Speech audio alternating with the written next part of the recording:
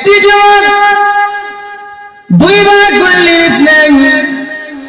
প্রহরীরা, দারোয়ান, পুলিশেরা এই জিনিসটা বারবার খেয়াল করেছে। ইউসুফ নবীর কাছে নালিশ দিয়েছেন। ইউসুফ আলাইহিস সালাতু ওয়াস সালাম বলেন, আরেকবার যখন আসবে তখন হ্যান্ডকাপ লাগাই লেবা, জেলের মধ্যে ভরে দিবা, আমার সাথে সাক্ষাৎ করাইবা।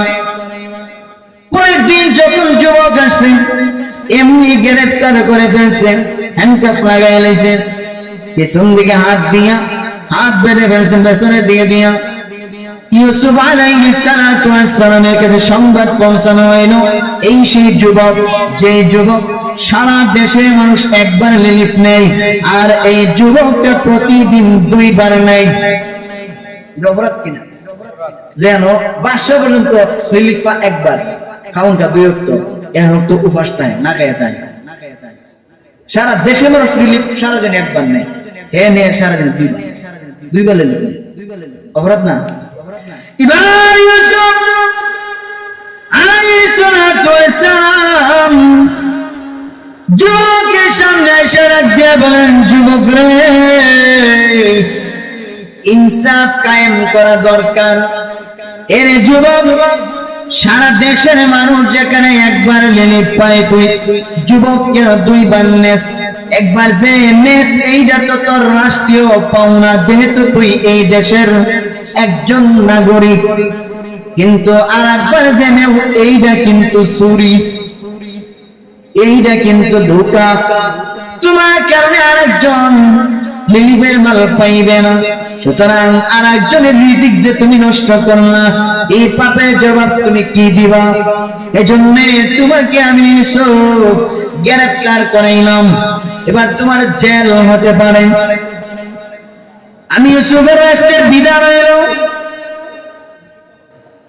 বাদশার সীমানার ভিতরে যদি কোন চোর ধরা খায়, তাহলে ওই চোরটাকে বাদশার ইচ্ছা মতো বাড়ির গোলাম বানায়া দেওয়া হয়।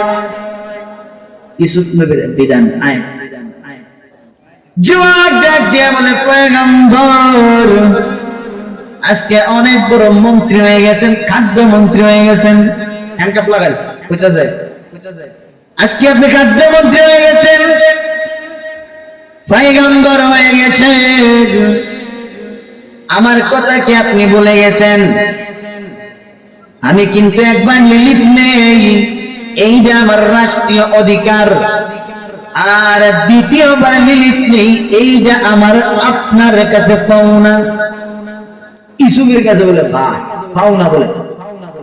ইউসুফ নবী রাখবে,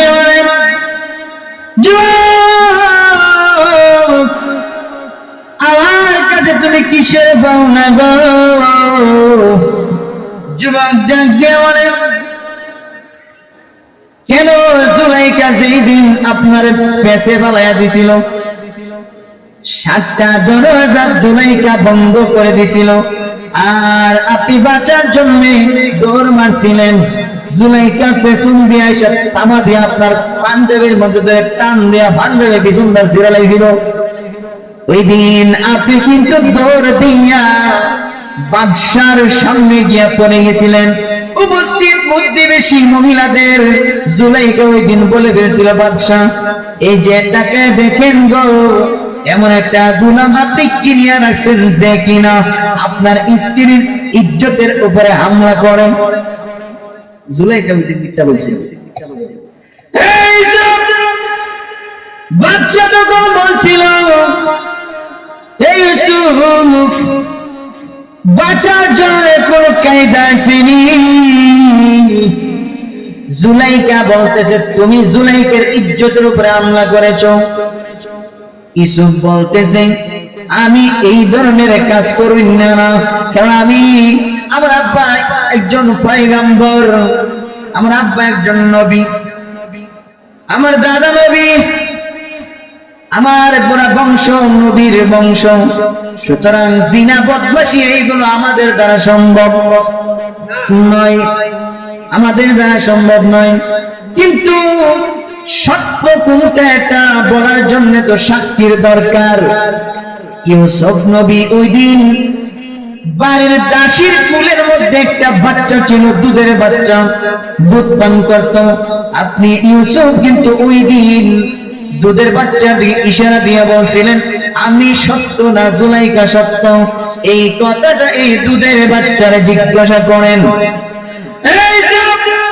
ওই দিন উপরে আল্লাহ নিচে ওই শিশু বাচ্চা যারা আপনার পক্ষে সাফাই গাওয়েন না, আপনি যে পবিত্র, আপনি যে ভালো, আপনি যে ভালা, এই কথা কইন না, কিন্তু ওই দিন আসমানের নিচে জমিনের উপরে আর কেউ ছিল না গো।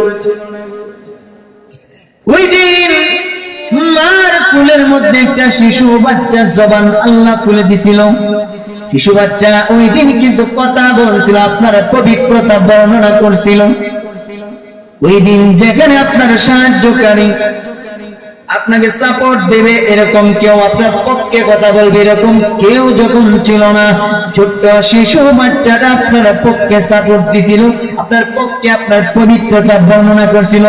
ওই দিনের শিশু বাচ্চাটাই আজকের আমি যুবক, আমি ওই দিন আপনার পক্ষে কথা বলছিলাম। এই জন্য আমি আপনার কাছে ফাউন্ডার, এই পাওনার অধিকারে, সেই অধিকারে আমি দুইবার ওই দিনের করুন ইতিহাস যখন মনে হয়ে গেছে। ইউসুফের দুই চোখ বেজা করে পানি ছেড়ে দিল। ইউসুফের চোখ দিয়ে ঝর্ণার পানির নহর জারি হয়ে গেছে। ইউসুফ নবী ওই দিনে জুলাইখার করুন ইতিহাস যখন মনে হয়ে গেছে গো। ইউসুফ নবীর দুই চোখ থেকে ঝর্ণার ন্যায় পানি পড়া শুরু হয়েছে। ইউসুফ ডাকতে বলে, যুবক, ওই দিন আমার পাশে কেউ ছিল না, সত্যি বলছো? আল্লাহ রাব্বুল আলামিন তোমার জবান খুলে দিয়েছিল, তুমি আমার পবিত্রতা বর্ণনা করেছো। আজকে আমি ইউসুফ ঘোষণা করে দিলাম, এ আমার রাজ দরবারের যত পুলিশ বাহিনী সবাইকে জানায়া দিলাম, এই যুবক আমার পবিত্রতা বর্ণনা করেছে। আমি আজকে এই দেশের খাদ্যমন্ত্রী হয়ে গেছি। এজন্য আমি ইউসুফ ঘোষণা করে দিলাম, যেই লোকটা আমার পবিত্রতা বর্ণনা করেছে, আজকে আমি ইউসুফ ওই ব্যক্তির ব্যাপারে ঘোষণা দিলাম, আজকে থেকে যতদিন আমি ইউসুফ এই দেশের রাষ্ট্র ক্ষমতার মধ্যে থাকবো রে, এই ছেলেটা দুইবার লিলিপ নেয়, আজকে থেকে দুইবার নয়, যতবার লিলিপ নেওয়ার জন্য আসবে ততবার তারে তোরা লিলিপ দিয়া দিবি, একবারও বাধা দিবি না, কারণ সে আমার পবিত্রতা বর্ণনা করছে। এইগুলো কিতাবের মধ্যে উল্লেখ করে দিয়ে আল্লামা কারি তৈয়ব সাহেব রহমাতুল্লাহি আলাইহি লিখতেছেন, ইউসুফ তো আর আল্লাহ না, ইউসুফ তো আল্লাহর বান্দা, ইউসুফ একজন মানুষ, ইউসুফ একজন নবী। তার পবিত্রতা বর্ণনা করার কারণে সে যদি একজন আসামিকে মুক্ত করে দিতে পারে, সে যদি সারা দেশের মানুষ, ইউসুফ নিজেও যেখানে দুইবার খানা খায়, সারা দেশের মানুষকে যেখানে একবার লিলিপ দেয়, সেখানে তার পবিত্রতা বর্ণনা শিশু তাকে অবস্থায় করার কারণে যদি তারা মাফ করে দিতে পারে, সে যতবার আসে ততবার যদি তারা লিলিপ দিতে পারে, আল্লাহ রাব্বুল আলামিন তিনি তো আর ইউসুফ নয়, বরং তিনি হইলেন ইউসুফ বানানেওয়ালা। এজন্য আল্লাহ কি পারে না রে, আল্লাহর গোলাম বান্দা বান্দি আল্লাহর প্রশংসা করলে আল্লাহ রাব্বুল আলামিন তার বান্দা বান্দিকে maaf করে দিতে তিনি কি পারেন না?